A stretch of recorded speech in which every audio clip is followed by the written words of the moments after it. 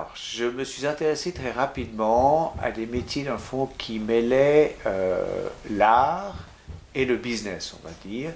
Et j'ai eu la chance d'être présenté à une maison du nom de Firmenich, qui est un des grands leaders dans le domaine des parfums et des arômes.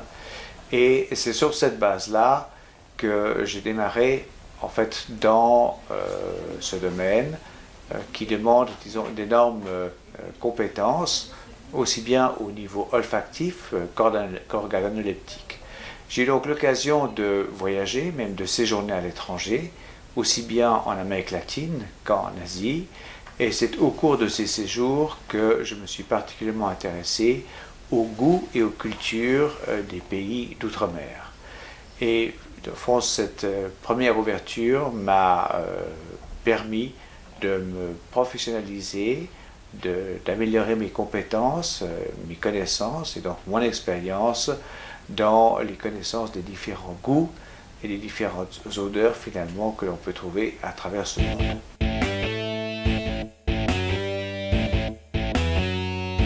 Après 25 ans donc, de travail dans cette grande entreprise qui est Firmenich, j'ai décidé donc de me mettre alors à mon compte, dans un premier temps comme conseiller d'entreprise, ayant acquis un très large agenda, un très large carnet d'adresses dans le domaine des industries de parfumerie et alimentaire.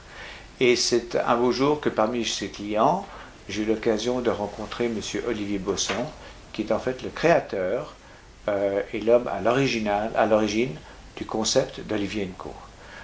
Nous avons travaillé quelque temps ensemble, lui bien sûr comme demandeur de service, moi-même comme conseiller d'entreprise, et suite à ces premiers mois de collaboration, l'opportunité s'est offerte d'ouvrir des boutiques Olivier & Co en Suisse. Et c'est à partir de ce moment-là qu'Olivier & Co Suisse est né.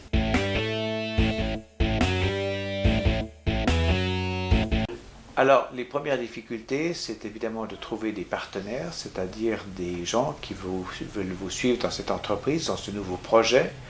Et puisqu'il s'agit en fait d'élaborer ce qu'on appelle un plan d'affaires ou un business plan. L'huile d'olive à l'époque, oui, était relativement connue, mais le concept, disons, avait encore de la peine à passer. Donc il a fallu convaincre aussi bien des banquiers que d'autres partenaires financiers, que même des gens dans l'immobilier, de façon à pouvoir implanter une première boutique à Genève avant d'autres ailleurs en Suisse. Donc les difficultés étaient plutôt au niveau, disons, d'arriver à convaincre le bien fondé du concept et la viabilité du projet sur le long terme.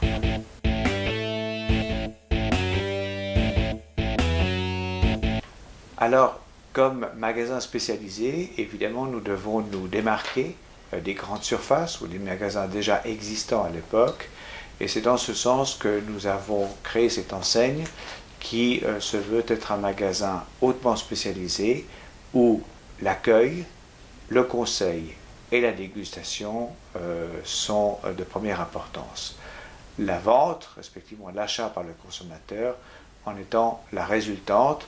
Mais même si un consommateur n'achète pas la première fois, ce n'est pas grave. L'important, c'est qu'il nous connaisse et qu'il ait eu l'occasion de rencontrer, de se familiariser avec nos produits.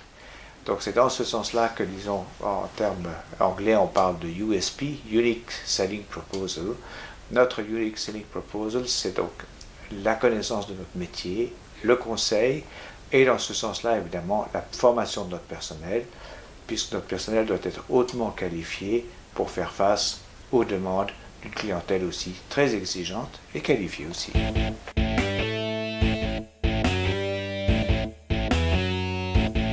Alors, le premier conseil que je donnerais, disons, pour tout projet, c'est de faire une étude pour savoir s'il existe un marché. Aussi longtemps qu'on n'a pas fait l'étude, on ne peut pas le savoir, et même l'étude n'apportera que des conseils partiels. Donc je crois que la deuxième chose, c'est aussi d'avoir soi-même la forte conviction que ce qu'on veut faire est une bonne chose, est un bon projet. Parce que malgré tout, disons, si pour n'importe quel projet, vous êtes un passionné, vous êtes convaincu de ce que vous faites, vous transmettrez cette passion, vous transmettrez cette conviction, et vous convaincrez, disons, vos clients de la justification de votre projet et, disons, du bien fondé des produits que vous proposez, que ce soit des produits ou des services.